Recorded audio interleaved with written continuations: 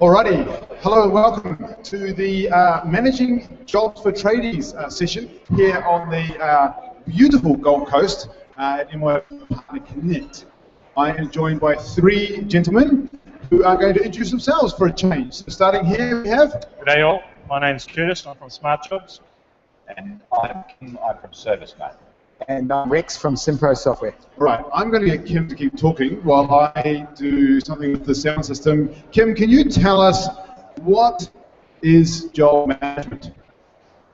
Job management is what most businesses need to do where they have field staff a lot of the times and they're out doing the job. It's an operational aspect where they'll go to a site, a client site, do some task or some work, make some notes on a system and then come back into the office or move on to the next job. So, Rex, you got something to add to that?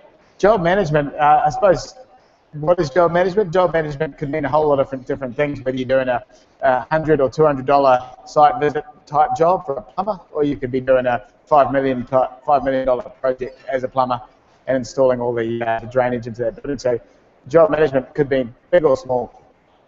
Curtis, how important is it for businesses to get a handle on the jobs they have on the cards?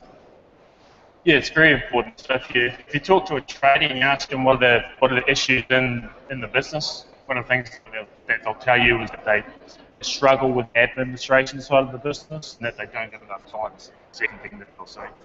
So job management is about streamlining and simplifying the business processes in the business. So we're talking about invoicing, quoting, scheduling type sheets, that sort of thing. Now, is there a difference in the way you manage jobs, whether you're a builder or a plumber or a smarty versus someone doing lawn care, surface, here we're looking at golf course, golf management, are there different differences across those boards? Yeah, there is. The biggest difference is the workflow that happens around those jobs within a business. So really how to manage that from being a quote to getting it to a job to becoming an invoice is the biggest difference between the different trades and how they manage those jobs. And also if they're going to have materials or labour costed against those jobs, the workflows that go with those two things are the biggest things, biggest difference. Yeah, fantastic. And Kim, what about for people in more of the commercial cleaning or housekeeping sort of space? Are they also having different things they need to do? Yeah, I think what happens in jobs is you put it right the first time. A job starts as a quote, moves to a work order of some description, and then has a series of processes it goes through before it's completed. Right. Most small business does that. The trick is each business has a different number of steps that it needs to go through on that process. And a builder would have a lot more steps than, say, a cleaner, and they might not have any. They'll move straight from the work order through to completed. So talking about builders in particular, what about compliance? They have a lot of regulation around that industry. How does a job management tool, Curtis, look after that for them?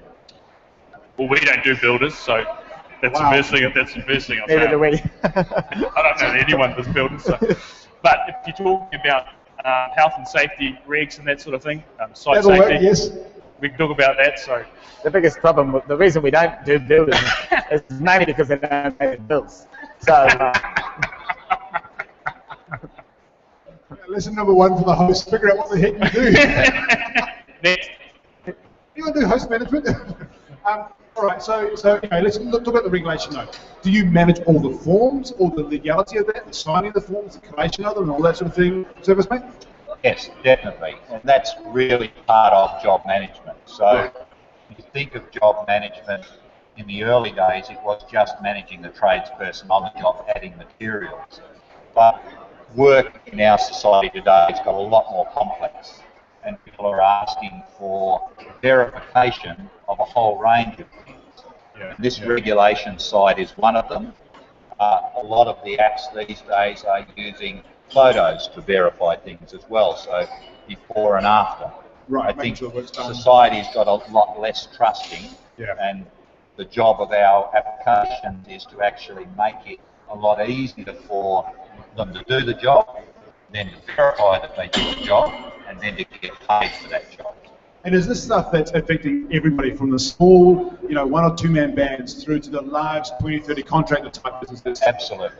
Yeah. Absolutely. Australia is actually getting more and more regulated, and as it does, small business has to find smarter ways to do the same amount of work with the same staff, but take on board the additional regulation that's necessary. Rex, as technology has enabled us to move into more mobile frameworks, people can vote. Have you found any kickback from tradies around, hey, now I've got this device, the boss wants me to click on these buttons, am I being tracked? Is there a bit of fear in technology, or is it actually liberating for them? No, well, there's two totally different demographic type tradesmen, and we all employ the same tradesmen.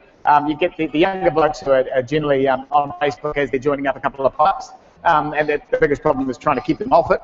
And then you've got the older blokes who are coming along that aren't so used to doing the paperwork and the way that the process that they're used to. Their life's changed to the iPad. It's like this becomes a frisbee. I just do not want to use it. The companies have realised that those types of guys really don't make any money in your business, and it's very hard to get their productivity levels up if they're sitting in the office thinking about what they did work-wise. And with that, I suppose all three of us have the same thing in common. Our companies we sell two things, so materials and labour. They buy two things, which is materials and labour. Yeah. So to give them the tools that we give them to run their business, really, we call it the three pros. So you buy something like ours, which will then give you some productivity gains, which is then going to give you profitability. Right. Yeah, so across those side of things. And it's the same for too, right? You know, people now embracing using technology. You're finding that the younger guys are embracing it, or has it been surprising who's taken it on board all the way through? We're finding that once you actually explain what they're doing and then show the benefit at the back end of doing that, even the older guys are coming on board. I'm actually quite surprised how 3 or 4 years ago they would kick back quite seriously. Now I think they realise that if they start doing some of these things, or they think of time. Yeah, right. There is really a change happening, and if you hand someone one of the forms for job safety analysis and say, fill this out in triplicate and do all the writing, or you can use this app and tap it out and sign on it, suddenly they start to see. People come along, I just think that journey takes different time frames for different people. Yeah, it does. How are you finding it in the way of people understanding their business better? I mean, we've touched on it with a couple of other sessions this morning around these tools, they're great for they've got, but from a business owner's point of view, now I can see more about my business. Has that been something that's come through? I think the question I love to ask small business people is, what do you know about your business? Yeah, right. And the minute you ask that question, they stop and they spend a bit of time thinking, wow. And all of us provide lots of information, and it's not necessarily the reports where the information is. It's actually having an understanding of what's coming in and going out as it comes across the screen all day, that you start to build up a picture of your business, and you should always be thinking, what do I know about my business? Yeah. And how can I change it? What's new? What's happening? Where's the environment going? Yeah, exactly. All those factors that I need to think about before I make decisions tomorrow. Do I need more staff? Do I need less staff? Or do I, imagine those things. Curtis, what's been the most surprising thing for you as you've gone on this journey from a startup point of view? We always talk about pivoting or changing. As you've built this model out, what's caught you off guard? What surprised you in this space? This is an interesting one.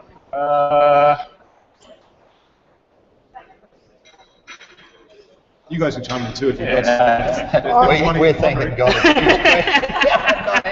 I'm sitting there thinking, okay, if he'd asked me that.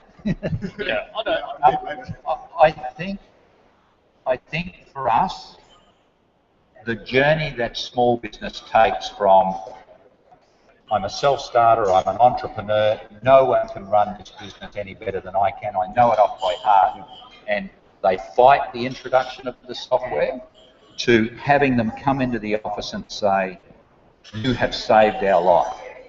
I'm getting home at night. I'm getting paid more regularly. This is so wonderful. Why didn't you tell me about this 2 years ago? And I say, well, we did. You just wouldn't listen to us. So I think that's the piece. Yep. So when you get them over the line and you've actually made a real difference in their business, in some cases, made it a viable business. I think that's the joy, and that's the bit that I then try and tell the next person and say, you're going to go through this journey, and you're going to say this to me at this point. I don't know when the point is. I just know you're going to say, I'm too busy. I can't do this. This doesn't work for me. And I'm telling you now, push through, because you will come to me and say, this is the best thing I've ever had. Yeah, fantastic. Any questions for Paul?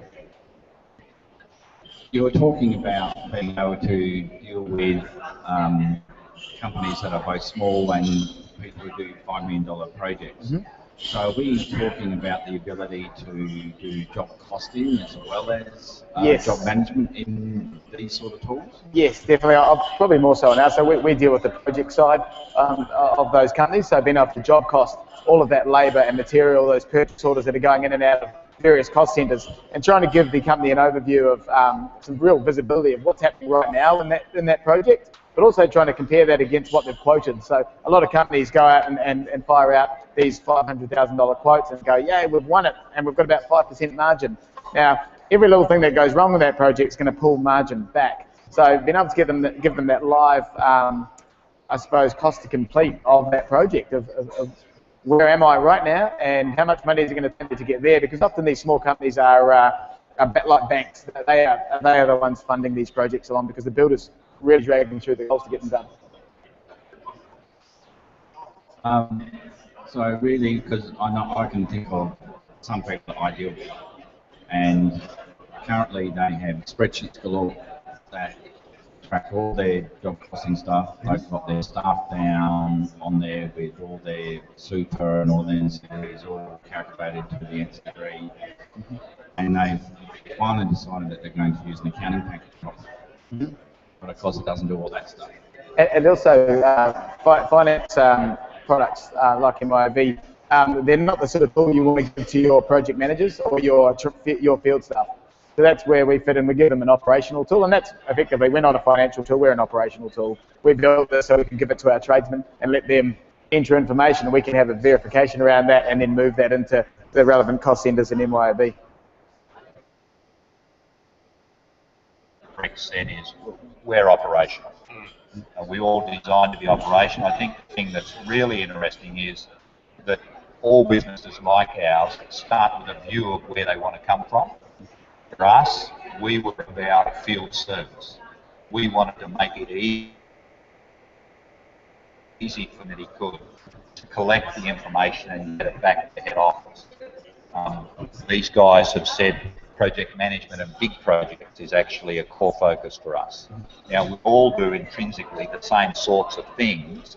We come at it from a different direction, and that philosophy bends into your application. And so people who identify with what you've identified with are the customers that say, we love it. I have another question too. I think we had a conversation with you from ServiceMate. We've got some clients too that are traditionally the van sales people who like to, they have their schedule for the day and they want to invoice and take payment on the day, but also they need that help to know when they got to the job, when they finished the job, and actually schedule any materials that they might need to back order and that sort of thing.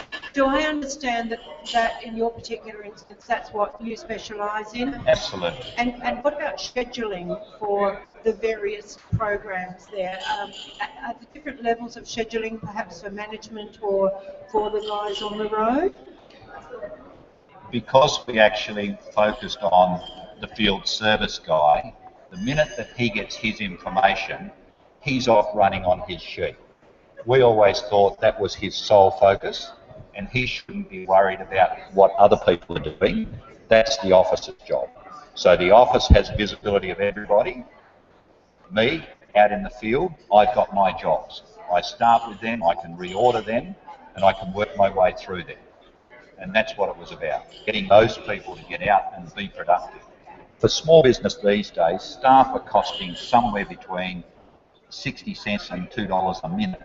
So when you talk about saving someone 2 to 3 to 5 minutes a day, you're making a real impact on that business.